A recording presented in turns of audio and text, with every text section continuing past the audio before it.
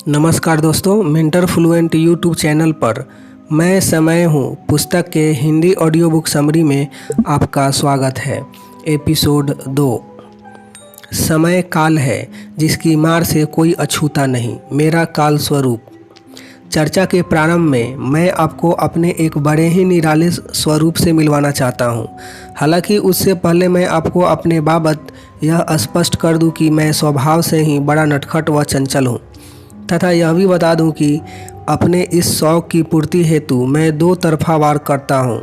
उदाहरण के तौर पर कहूं तो स्पेस को अस्तित्व में भी मैं ही लाता हूं और उसके अस्तित्व में आते ही उसे मिटाने की प्रक्रिया भी मैं स्वयं ही प्रारंभ कर देता हूं। और सच कहूँ तो यही मेरा काल स्वरूप है, यानी सबको खा जाने वाला। और आज के बाद आप गौर करेंगे तो विश्व की हर वस्तु पर मेरी मार साफ नज़र आएगी। अरे लेकिन आप इतनी जल्दी समझोगे कैसे? अभी तो मैंने अपने काल स्वरूप बाबत बताना प्रारंभ ही किया है। कोई बात नहीं, आज मैं न सिर्फ अपने काल स्वरूप से बल्कि मेरे तमाम अन्य स्वरूप तथा मेरे बाबत फैले समस्त भ्रमों पर से भी एक एक कर पर्दा उठाता चला जाऊंगा और चाहूँगा कि आप मेरे अलग अलग स्वरूपों तथा मेरी भिन्न भिन्न कार्यप्रणालियों को समझें। इससे न सिर्फ आप विश्व के रहस्यों को समझ पाएंगे बल्कि अपने जीवन में मेरी मारों से स्वयं की रक्षा भी कर पाएंगे, और बहुत अच्छे से समझ गए तो इसका भरपूर फ़ायदा भी उठा पाएंगे। खैर, फ़ायदा उठाना तो इस बात पर निर्भर करेगा कि आप कितनी प्रज्ञापूर्वक मेरी कही बातों को समझते हैं। अभी तो वापस मैं अपने काल स्वरूप पर लौट आऊँ। और वहाँ मैं यह कह रहा था कि आप यदि मुझे अपनी घड़ी से ऊपर उठकर खोजने का प्रयास करेंगे तो विश्व की हर वस्तु पर मेरे काल स्वरूप की मार का असर स्पष्ट देख पाएंगे। और इस बाबत को मैं आपको आपके विश्व की वस्तुओं का सहारा लेकर ही समझाता हूँ। आपको समझाना आसान और मुझे समझाना आसान। आपको समझना आसान और मुझे समझाना आसान। यह तो आप भी जानते ही होंगे कि जो वस्तु अस्तित्व में आएगी वह एक दिन खत्म भी होगी ही। कोई वस्तु हमेशा के लिए बची नहीं रह सकती, और चूंकि वस्तु मेरे कारण अस्तित्व में आई होती है अतः उसके मिटने का कारण भी मैं ही बन सकता हूँ और बड़ी शान से बनता भी हूँ। लेकिन मेरी भी एक विशेषता है, मैं किसी भी वस्तु को रातों रात खत्म नहीं करता। बढ़ते समय के साथ मेरी मार उस पर लगातार पड़ती रहती है और फिर एक दिन जाकर मैं उसके अस्तित्व को पूरी तरह मिटा देता हूँ। यदि आप थोड़ा गौर करेंगे, वस्तुओं पर पड़ रही मेरी इस मार को देख पाएंगे तो आप धीरे धीरे कर उस वस्तु के मिटने के समय बाबत भी अंदाज़ा लगाने में सक्षम हो जाएंगे। और यह कोई आपकी छोटी मोटी उपलब्धि नहीं होगी।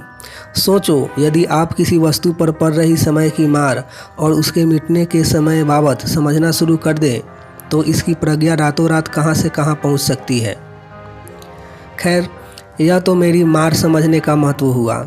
अब मैं अपनी मार की ओर आपका ध्यान आकर्षित करता हूँ। आपने मेरी मार का 1000 बार अनुभव किया होगा, परंतु आपने शायद उन मारों को उस दृष्टि से कभी नहीं देखा होगा। मैं आपसे ही शुरुआत करता हूँ। आप किसी भी वस्तु को देखकर उसकी अंदाज़ा उम्र जज कर ही लेते होंगे, उसकी अंदाजन उम्र जज कर ही लेते होंगे। कभी सोचा कि यह उम्र आप कैसे जज कर पाते हैं? मैं बताता हूँ। आप उसके चेहरे पर पड़ी मेरी मार देखकर उसकी उम्र का अंदाज़ा लगा लेते हैं। 2-4 वर्ष इधर उधर, पर उम्र का यह अंदाज़ा करीब करीब हर कोई लगा ही लेता है। आप समझ ही जाते हैं कि उसका और मेरा कितना साथ रहा है। 20, 30, 40 या 50 वर्ष, यानी मेरी मार अदृश्य होते हुए भी अपने चिन्ह तो छोड़ ही जाते हैं। फिर अच्छे से देखने वाला चाहिए होता है। वैसे तो मनुष्य ही क्यों, आप घर और गाड़ी देखकर भी बता ही देते हैं कि यह घर या गाड़ी कितनी पुरानी है। यदि आप अपनी इस नज़र को थोड़ा और पैना करेंगे तो धीरे धीरे कर आप न सिर्फ हर दृश्यमान वस्तु पर मेरी मार का असर देख पाएंगे बल्कि उस पर मेरी कितनी मार पड़ी है यह तक समझने में भी सक्षम हो जाएंगे। फिर चाहे वह कोई पुरानी किताब हो या किसी के कोई पुराने वस्त्र, थोड़ा गौर से देखने पर आप समझ ही जाएंगे कि वह कितनी पुरानी है या उसकी उम्र अब कितनी बची है, क्योंकि समय की मार को देख सकने वाली आँख हर मनुष्य में होती ही है। तथा अब उस बाबत मैं आपका प्रारंभिक ध्यान भी आकर्षित कर ही चुका हूँ। सो अब थोड़ा अपनी उस आँख को सक्रिय कर हर वस्तु पर पड़ने वाली मेरी मार और उसकी बची उम्र का अंदाज़ा लगाना प्रारंभ कर दीजिए। निश्चित ही शुरुआत घर, गाड़ी, किताबें व कपड़े वगैरह से ही कीजिए, क्योंकि यह सब समझना थोड़ा आसान है। जब इसमें पारंगत हो जाए तो फिर धीरे धीरे कर इस बाबत अपना दायरा बढ़ाएं। यह तय जानिए कि समय की मार पहचानने से महत्वपूर्ण कोई शिक्षा आपके संसार में उपलब्ध नहीं है। खैर, अब मैं अपने इस काल स्वरूप के दायरे की और विस्तार से चर्चा प्रारंभ करता हूँ। आपने कई बार पढ़ा ही होगा कि 10 लाख वर्ष पूर्व के डायनासोर का कंकाल मिला। 10 लाख वर्ष पूर्व का, जरा मेरे विस्तार की कल्पना तो कीजिए। और फिर यहाँ यह सवाल कि यह पता कैसे चला कि यह 10 लाख वर्ष पुराना कंकाल है। निश्चित ही उस डायनासोर के कंकाल पर मेरी मार से। यह तो ठीक, पर थोड़ा इस डायनासोर पर मेरी मार की व्यापकता समझने की भी कोशिश करें। सोचे यह कि इतने विशालकाय डायनासोर के अस्तित्व तक को मैंने मिटाकर रख दिया। अतः हर हाल में हर वस्तु को एक न एक दिन मिटाकर रख देने वाली मेरी बात कभी मत भूलना। वैसे इस बाबत अब आप यह भी समझ ही गए होंगे कि मैं आपको भी न सिर्फ धीरे धीरे कर मारता हूँ, बल्कि एक दिन आपका भी अस्तित्व इस जहाँ से मिटाकर ही दम लेता हूँ।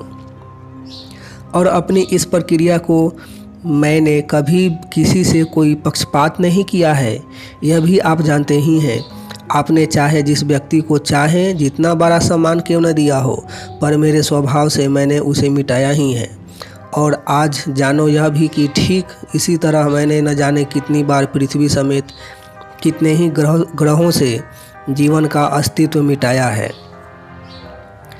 यही क्यों मेरे इस मिटाने के प्रभाव से बड़ी बड़ी बस्तियां व नगर तक बकात नहीं, एक से एक ऐतिहासिक महल व शहरों को मैं खा गया। फिर कभी जब आपको किसी दबी हुई नगरी या बस्ती के अवशेष मिल जाते हैं तो पुरातत्व विज्ञान अपने हिसाब से कितनी पुरानी बस्ती होगी उसका अंदाज़ा लगाते हैं, और वे अक्सर ठीक ठीक बता भी देते हैं, क्योंकि उस बस्ती पर पड़ी मेरी मार सब कुछ बयां कर ही रही होती है। चलो यह सब तो ठीक, मेरी बड़ी मार हुई सो आपके लिए समझना तो मेरे लिए समझाना, दोनों आसान हो गया। परंतु आगे मैं आपको अपनी सूक्ष्म मारों के बाबत बताता हूँ। आपने भी अनेकों बार इसका अनुभव किया ही होगा, परंतु निश्चित ही इसके बावजूद आपने कभी इस पर गौर नहीं किया होगा। और इस बाबत यदि आपके घर का ही उदाहरण दूं तो अब तक के जीवन में आपने छोटी मोटी हजारों चीज़ें खरीदी ही होंगी। पेन, राइटिंग पैड, किताबें जैसी चीज़ें तो बात बे बात आप खरीदते ही रहते हैं। सोचो यह कि आप कभी उसे फेंकते नहीं, किसी को देते भी नहीं, कोई उसे चुराता भी नहीं, फिर भी वे एक दिन गायब हो ही जाती हैं। फिर आप कहते हैं कि पता नहीं इन सबको कौन खा गया, ज़मीन खा गई या आसमान निगल गया। नहीं, वे दोनों क्या खाएंगे, उन तक तो मैं हजारों बार खा चुका हूँ। उन तक को तो मैं हजारों बार खा चुका हूँ। कहने का तात्पर्य इन छोटी छोटी रोज़मर्रा की चीज़ों को मारने की मेरी अपनी एक गहन गति है। यही बात क्यों करूं? मेरी मार से तो संस्कृतियां व परंपराएं तक आज़ाद नहीं, उन्हें तो मैं ऐसे खा जाता हूं कि पूछो ही मत। उनका नामो निशान तो इस कदर मिटा देता हूं कि हर युग में वे बदल जाती हैं, फिर चाहे वो सामाजिक रीतियां हों या धार्मिक। और मैं पक्षपात इसमें भी नहीं करता। वे रीतियाँ व परंपराएं अच्छी हो या खराब, मैं समान रूप से दोनों को खा जाता हूँ। और मेरे खाने की प्रक्रिया भी ऐसी ही अपने मिटने से कुछ दिन बाद तक तो वे सब परंपराएं किताबों व कहानियों का हिस्सा रहती हैं, लेकिन फिर धीरे धीरे कर उन्हें मैं वहाँ से भी मिटा देता हूँ। न जाने कितनी ही संस्कृति तथा परंपराएं अनेकों ग्रह पर पनप व पल चुकी हैं, लेकिन आज तो उन सब का अंदाज़ा तक किसी को नहीं रह गया है। वैसे ही मनुष्यों की प्रगति को भी मैंने नहीं बख्शा है। न जाने कितनी बार उसने चांद तारों की ऊंचाइयां पाई हैं, और फिर न जाने कितनी ही बार वह अपनी ही प्रगति के जाल में फंसकर लुप्त हुआ है। हालांकि मनुष्य भी मनुष्य है, वह फिर अ ब स से शुरू कर ऊंचाइयां छू ही लेता है। फिर भी कभी कभार मेरी उस मार्ग के भी अंश मिल जाते हैं। खासकर कोई पुरानी रिकॉर्ड या लिपिबद्ध पत्थर मिल जाते हैं जो मनुष्य के विकास की तथा उसके अंत की चुगली खाते नजर आते हैं। छोड़ो, यह सब तो बहुत लंबी बात हुई। मेरी मार का असर तो इतना गहन और सटीक है कि मैं आपकी आंखों के सामने ही बड़े बड़े खानदानों के अंश तक मिटा देता हूँ, और आपको समझ नहीं आता कि आपकी आंखों के सामने से वे कैसे गायब हो गए। इसी बात को एक छोटे से उदाहरण से समझाता हूँ। भारत पर मुगलों ने करीब 300 वर्ष राज किया। उनमें से कई राजा और उनकी बातें तो भारतीयों के जहन तक में बस गई हैं, और बावजूद इसके उनके अंतिम शासक बहादुर शाह जफर के बाद के 200 वर्ष से कम के समय में उनके पूरे खानदान का नामो निशान मिट गया। 200 वर्ष यानी मात्र 2 या 3-4 जनरेशन में सब गायब।